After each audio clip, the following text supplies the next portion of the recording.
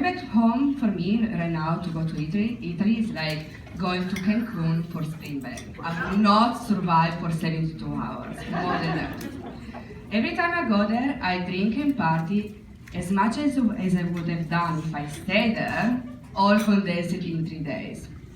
So last time, on my way back, someone posted a picture of me in the airline Instagram with the hashtag passenger you don't want to have in a 10 hours flight. Unless you like a trashy, drunk, barely dressed, alcohol and cigarette smelling girl on your side. Yes. But what I miss the most about my culture is constantly touching each other, okay? If you're in a crowded bus or you're walking down like a dark alley, we call it sexual assault.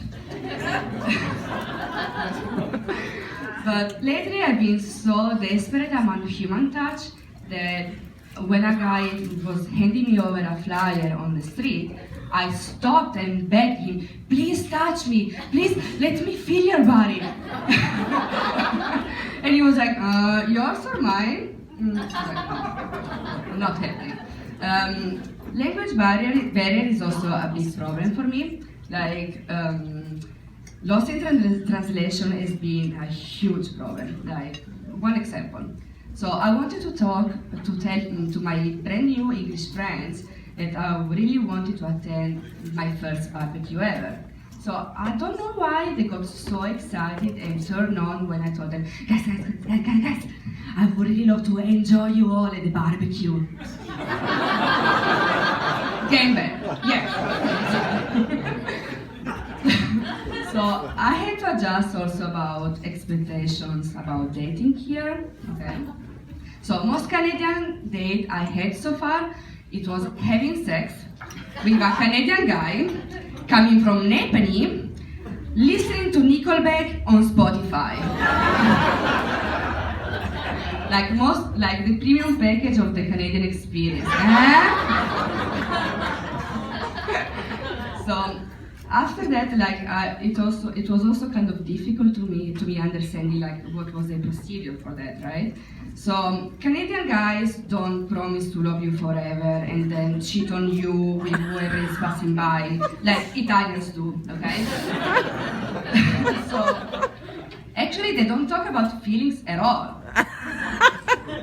Like, I was talking to this guy and I was actually dumping him after 2 months dating him. You know, explaining all the reasons why he was not a good fit for me, and of course it was all his fault, okay? And the only thing he told me was like, okay, Elisa, thank you for dumping me, and I really appreciate your honesty in that. Like, what the fuck?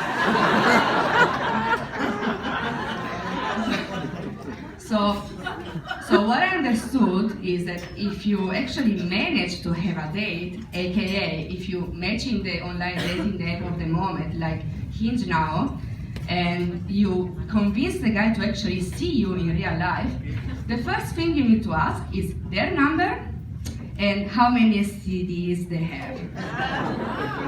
And then you can fuck them.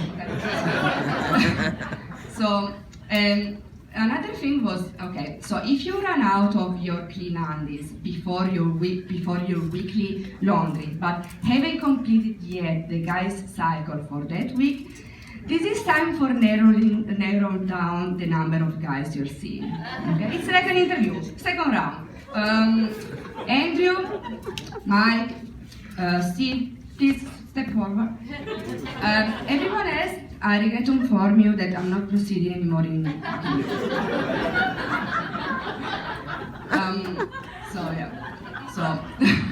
So I had my first crush when I was 4 years old.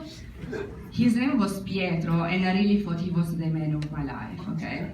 So I didn't have the experience I have now about preventing a failure, so I went straight to him and I asked, Pietro, are we married?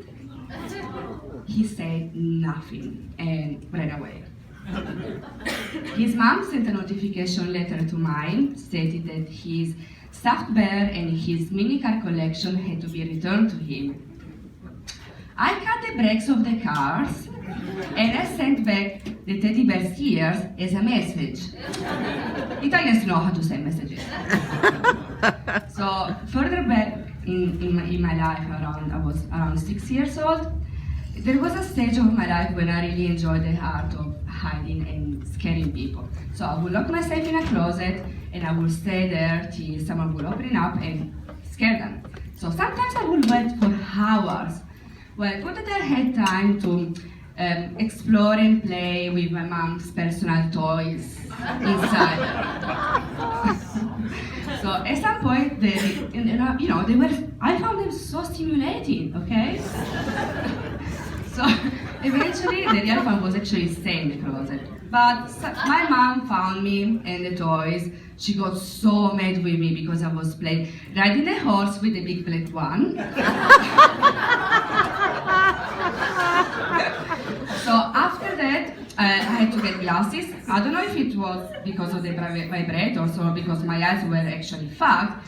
Either way, I got fucked. And okay.